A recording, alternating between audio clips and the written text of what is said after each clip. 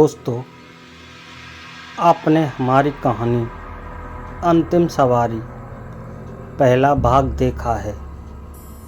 जिन दोस्तों ने इस कहानी का पहला भाग नहीं देखा, वो पहले चैनल पर जाकर देख सकते हैं। जिन लोगों ने देख लिया है, उनके लिए बहुत बहुत धन्यवाद। अब कहानी आगे। घड़ी ने 12:27 बजाए। गाड़ी की हेडलाइट अपने आप बंद हो गई और अंधेरा छा गया। आयुष घबरा कर बोला, नहीं, मैं मरना नहीं चाहता। तभी कार की खिड़की पर पानी की बूंदें टपकने लगीं, जबकि बाहर बारिश नहीं थी। पानी की बूंदों ने शीशे पर 3 शब्द लिख दिए, अब तुम्हारी बारी। आयुष चिल्लाता हुआ दरवाज़ा खोलकर भागा, लेकिन धुंध में उसके कदमों की आवाज़ धीरे धीरे बंद हो गई। बस उसकी चीखें गूंज रही। अब गाड़ी में बस नेहा और तन्मय बचे थे। दोनों एक दूसरे का हाथ पकड़कर बैठे थे। दोनों बहुत ही डरे हुए थे। उनको पता नहीं था उनके साथ क्या होने वाला है। तभी नेहा कांपते हुए बोली, ये सब पहले से ही लिखा हुआ है, हम कैसे बचेंगे? तन्मय गुस्से में बोला, नहीं, अगर ये मौत का खेल है तो मैं इसे तोड़ दूंगा। उसने डैशबोर्ड से लोहे की रॉड निकाली और गाड़ी का शीशा तोड़कर बाहर कूद गया। नीचे नदी के किनारे उसे कुछ दिखाई दिया। टूटी हुई बस, जंग लगी हुई और खिड़कियों में सैकड़ों परछाइयाँ। उनमें से हर चेहरा वही था जिसने कभी पुल पर जान गंवाई थी। सब मिलकर एक ही नाम फुसफुसा रहे थे, कहर कहर कहर। तभी पीछे से वही बूढ़ा आदमी आया। सफ़ेद धोती, गीली आँखें। उसमें तन्मय से कहा, तुम सोचते हो मैं खून करता हूँ? नहीं बेटा, मैं तो चेतावनी देता हूँ। असली कहर है वह जो पुल से बंधा हुआ है। नेहा भी नीचे आ चुकी थी। उसने कांपते हुए पूछा, तो ये सब मौतें क्यों होती हैं? बूढ़े ने भारी आवाज़ में कहा, 1995 में जब बस नदी में गिरी थी, उसमें एक बच्चा था जिसकी मौत नहीं हुई। उसका गुस्सा, उसका प्रतिशोध और उसका अधूरा सफ़र इस पुल से बंध गया। वही अब हर साल यात्रियों को बुलाता है। मैं सिर्फ रास्ता रोकता हूँ, पर लोग मेरी बात मानते ही नहीं हैं। तभी अचानक हवा तेज हुई। पानी के बीच से एक बालक का चेहरा उभरा, गीला, सफ़ेद और खून लाल आँखों वाला। उसकी आवाज़ गूंजी, उन्होंने मुझे मरने दिया, अब कोई नहीं बचेगा।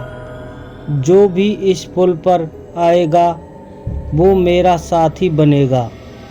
नेहा कांपते हुए चीखी, तुम्हें शांति चाहिए, बदला नहीं।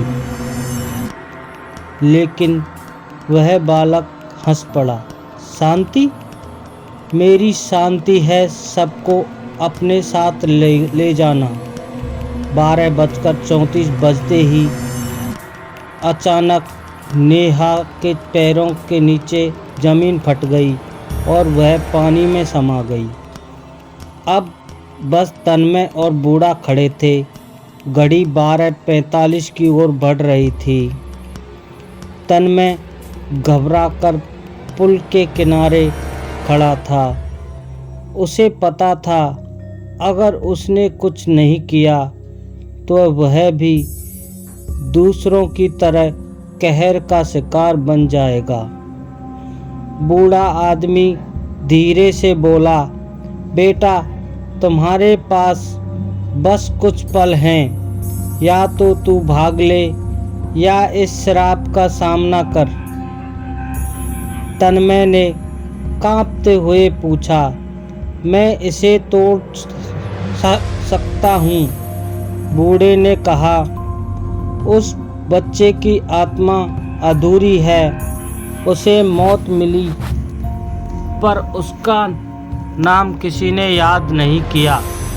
अगर कोई उसकी आत्मा को स्वीकार कर ले तो वह शांत हो सकता है। अचानक नदी से पानी उफान मारने लगा। उसी पानी से वह बच्चा फिर उभरा। उसकी आंखें खून जैसी लाल थीं और उसके चेहरे पर दर्द और गुस्सा दोनों थे। वह गरजकर बोला, कोई नहीं बच सकता। उसकी चीख से पुल की रेलिंग टूटने लगी। नीचे पानी में अजय, रोहित, करण, विकास और नेहा, आयुष के चेहरे उभर आए। अब किसी के कैद की तरह फंसे हुए थे। तन्मय कांपते हुए बोला, अगर तू बदले से शांत नहीं होगा तो मैं तेरा नाम हमेशा के लिए जिंदा रखूँगा। उसने कैमरा उठाया और रिकॉर्डिंग चालू कर दी। मेरा नाम तन्मय है। यह है कहर की कहानी। यहाँ एक बच्चा जो इस पुल पर 1995 में मरा, आज भी जिंदा है। मैं वादा करता हूँ उसकी कहानी सबको सुनाऊंगा ताकि कोई उसे भूले नहीं। बच्चा अचानक चुप हो गया। उसकी आंखों से आंसू निकल पड़े। घड़ी की सुई 12:45 पर पहुंची, पर कुछ नहीं हुआ। पानी धीरे धीरे शांत हो गया। बूढ़ा आदमी ने गहरी सांस ली। कहा, तूने कर दिखाया बेटा। उसकी आत्मा को शांति मिल गई। तभी पुल की सारी परछाइयाँ धीरे धीरे गायब हो गईं। बस की खिड़कियाँ खाली हो गईं। अजय और उसके दोस्तों के चेहरे भी धीरे धीरे विलीन हो गए। बच्चे ने आखिरी बार तन्मय की ओर देखा और मुस्कुराकर बोला, धन्यवाद, अब मैं आज़ाद हूँ। और फिर वह भी पानी में लुप्त हो गया। तन्मय अकेला जिंदा लौट आया। उसका कैमरा और रिकॉर्डिंग सब सुरक्षित थे। उसने वह वीडियो इंटरनेट पर डाल दी। लोगों ने पहली बार जाना कि लाल पुल का रहस्य सिर्फ मौत नहीं था, बल्कि एक अधूरी आत्मा की पुकार थी। उस दिन के बाद से पुल पर कोई हादसा नहीं हुआ। लोग अब वहाँ श्रद्धा से दीपक जलाने लगे। लेकिन कहते हैं कभी कभी रात के सन्नाटे में जब कोई अकेला पुल पार करता है तो उसके कानों में अब भी हल्की सी आवाज़ सुनाई देती है। क्या तुम मेरी कहानी सुनोगे?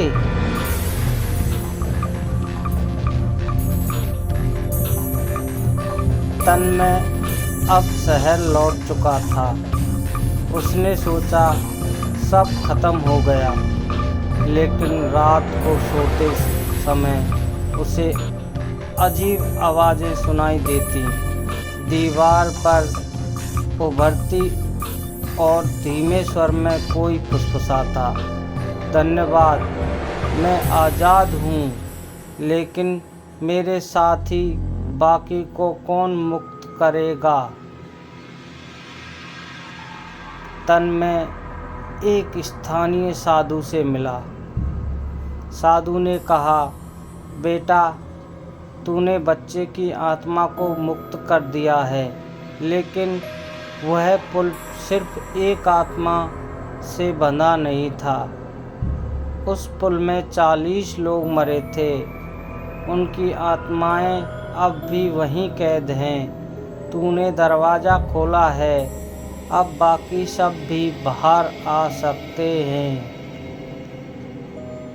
तन्मय का वीडियो वायरल हो चुका था। लोग अब लाल पुल पर ऐतिहासिक यात्रा करने लगे। एक ग्रुप ने लाइव स्ट्रीम शुरू की और कहा, यहाँ तो कुछ भी नहीं है, सब कुछ झूठ है। थोड़ी देर बाद लाइव स्ट्रीम चलती रही। थोड़ी देर बाद लाइव स्ट्रीम बंद हो गई और उस ग्रुप का कोई भी सदस्य कभी नहीं मिला। अब तन्मय समझ गया कि श्राप पूरी तरह से ख़त्म नहीं हुआ है। बच्चा तो मुक्त हो गया, लेकिन बाकी आत्माएं अब कहर की जगह खुद शिकार कर रही थीं। उसने निश्चय किया, अगर हमारी कहानी अधूरी है तो इसे पूरा करना मेरी जिम्मेदारी है। तन्मय दोबारा उस पुल पर लौटा, लेकिन इस बार उसके साथ कैमरा ही नहीं, मंत्रों की किताब और एक साधु भी साथ था। रात के 12 बजते ही नदी का पानी लाल होने लगा। बस की टूटी हुई खिड़कियों से आवाज़ें आने लगीं, हमें मुक्त करो, हमें बाहर निकालो। लेकिन अचानक एक और भयानक सच्चाई सामने आई। उन 40 आत्माओं में से सभी मदद मांग रही थी। कुछ तो हंस रही थी, कुछ कह रही थी, हम कभी मुक्त नहीं होना चाहते, हमारा घर यही है, पुल है। तन्मय को लगा कि बच्चा मुक्त हो चुका है और श्राप टूट गया, लेकिन साधु ने बताया, बेटा, तूने बस एक आत्मा को शांति दी है। उस बस में 40 लोग मरे थे, उनकी आत्माएं अब भी कैद हैं। तूने एक दरवाज़ा खोला है, अब बाकी सब भी बाहर आ सकते हैं। तन्मय के होश उड़ गए। रात को जब वह घर लौटा तो उसके मोबाइल में खुद ब खुद एक वीडियो रिकॉर्ड हुई।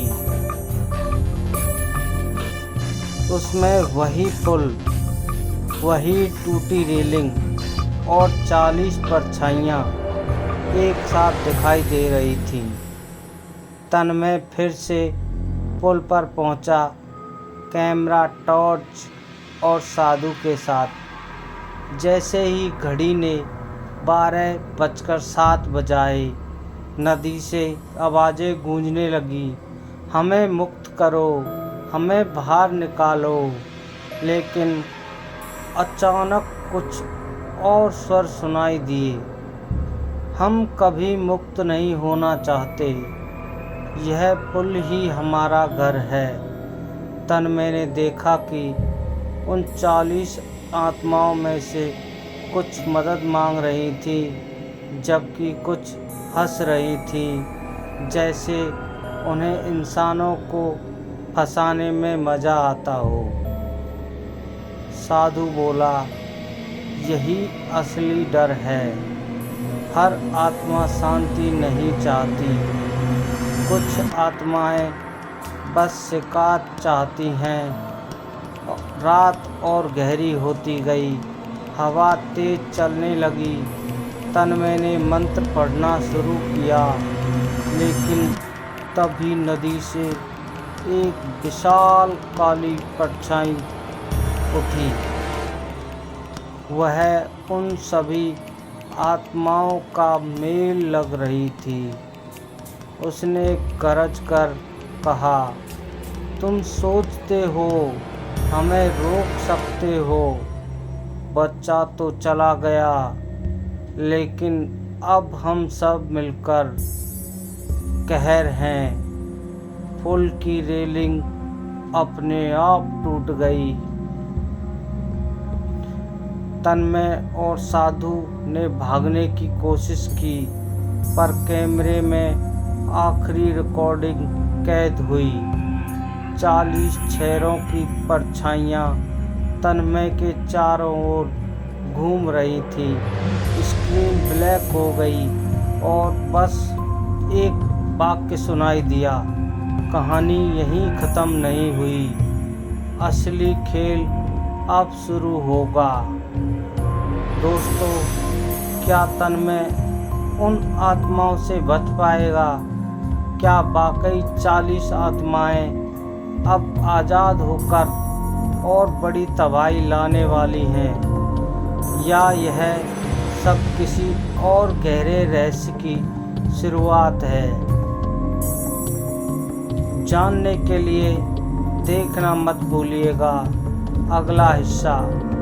और अगर आप सच्चाई जानना चाहते हैं तो कहानी संचय चैनल को अभी सब्सक्राइब कीजिए, वीडियो को लाइक कीजिए।